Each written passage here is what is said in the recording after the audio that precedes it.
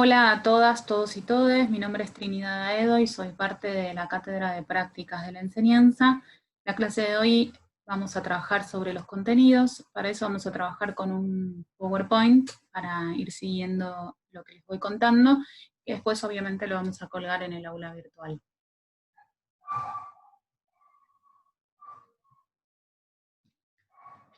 En principio tenemos que pensar los contenidos escolares como algo diferente al contenido científico o contenido sabio, como llaman algunos autores. En realidad no es una simplificación del contenido científico, sino que es una construcción didáctica. Por eso existen las didácticas específicas. La didáctica en ciencias sociales tiene determinadas particularidades para poder construir en función del saber científico un saber que podemos llamar escolar o enseñado.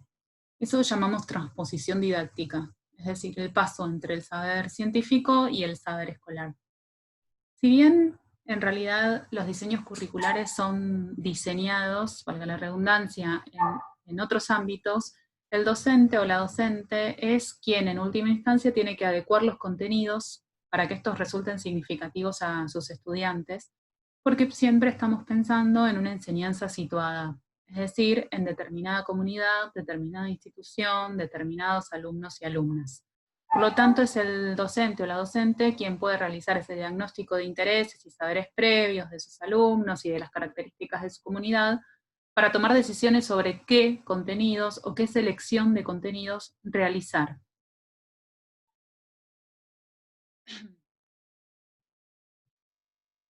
Beneham, que es una de las autoras que nosotros trabajamos en esta clase, nos plantea la posibilidad de dividir los contenidos en tres tipos. Si bien es algo que ya no se solicita en las planificaciones didácticas, a nosotros nos parece interesante hacer esta distinción, porque si los explicitamos, los hacemos más concretos y nos es más fácil luego, cuando pensemos las estrategias didácticas, tomar decisiones sobre eso. Los tres tipos de contenidos son los contenidos conceptuales, los contenidos procedimentales y los contenidos actitudinales. Cuando hablamos de contenidos conceptuales, en realidad nos estamos refiriendo a los contenidos que todos conocemos, ¿no? A los hechos, a las categorías, a los conceptos, a los procesos. En general, es importante la decisión que tomemos sobre estos contenidos para que no se vuelvan algo a enseñar de forma memorística y reproductiva, es decir, que tengan cierta coherencia, que necesiten cierta comprensión, ¿sí? Y que los podamos pensar como conceptos con cierta organización, que no sea una lista arbitraria, que a veces también sucede mucho cuando pensamos la planificación y el proyecto didáctico en un listado de contenidos conceptuales. No nos referimos a eso cuando nos referimos a contenidos conceptuales, sino a ciertos contenidos que tengan una progresión, una organización y cierta coherencia. Los contenidos procedimentales es algo que nos es más complejo porque no estamos habituados, tienen que ver con el ámbito del saber hacer. Es decir, son formas de actuar, no son abstracciones.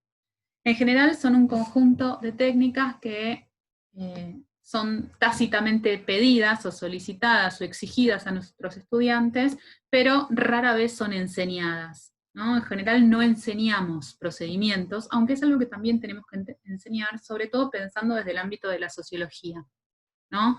Por ejemplo, a leer gráficos estadísticos o analizarlos, ¿no? Son procedimientos específicos de nuestra disciplina que nuestros alumnos no saben hacer y que a veces se los exigimos sin enseñarles cómo hacerlo. También, en general, sucede en el resto de las disciplinas, entonces podemos pensar procedimientos vinculados a la formulación de preguntas, o a la fundamentación, a la argumentación, o al registro y análisis o identificación de información. En este momento, que estamos atravesando un momento de excepción, que es la cuarentena, por ejemplo, muchos profesores daban cuenta que les solicitaban a sus alumnos y alumnas del colegio secundario trabajos prácticos para enviar en formato Word, y los alumnos y alumnas nunca habían utilizado ese formato, no sabían cómo usarlo. O sea, los mínimos programas de computación no lo saben usar, no están habituados a hacerlo, nadie se los enseñó. Por lo tanto, los procedimientos son contenidos muy importantes que tienen que ser parte de nuestra planificación y nos tenemos que proponer enseñar.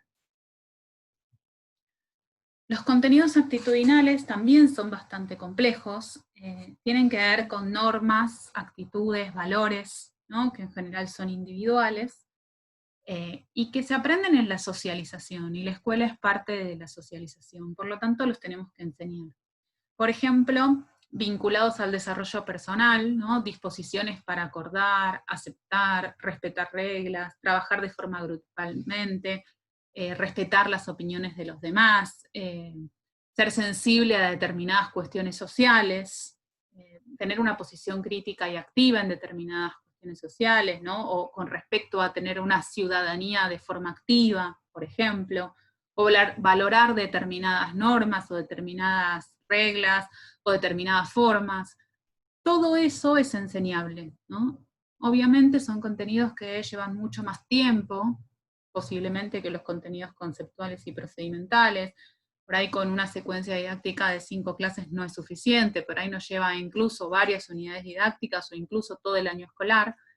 Pero lo importante cuando pensamos en contenidos es que todo lo que nos proponemos como contenido, o sea, que nosotros seleccionamos como contenido, tenemos que pensar cómo enseñarlo. Es decir, tenemos que desarrollar estrategias didácticas que nos permitan que nuestros alumnos aprendan eso. Hay algunos criterios que tenemos que tener en cuenta para tomar decisiones sobre la selección de los contenidos. Como decíamos antes, si bien los contenidos se seleccionan para que tengamos unos contenidos comunes en el diseño curricular en otros ámbitos, nosotros como docentes tenemos la necesidad de pensar específicamente en nuestros alumnos, nuestra institución, nuestra comunidad, a la hora de tomar decisiones sobre esa selección. Y tenemos cierta autonomía respecto a eso. Acá tomamos casi todos los autores que tenemos para esta clase, para esta unidad, que son Lea Besug, Raquel Gurevich, Pierre Bourdieu, Pilar Beneham, ¿no?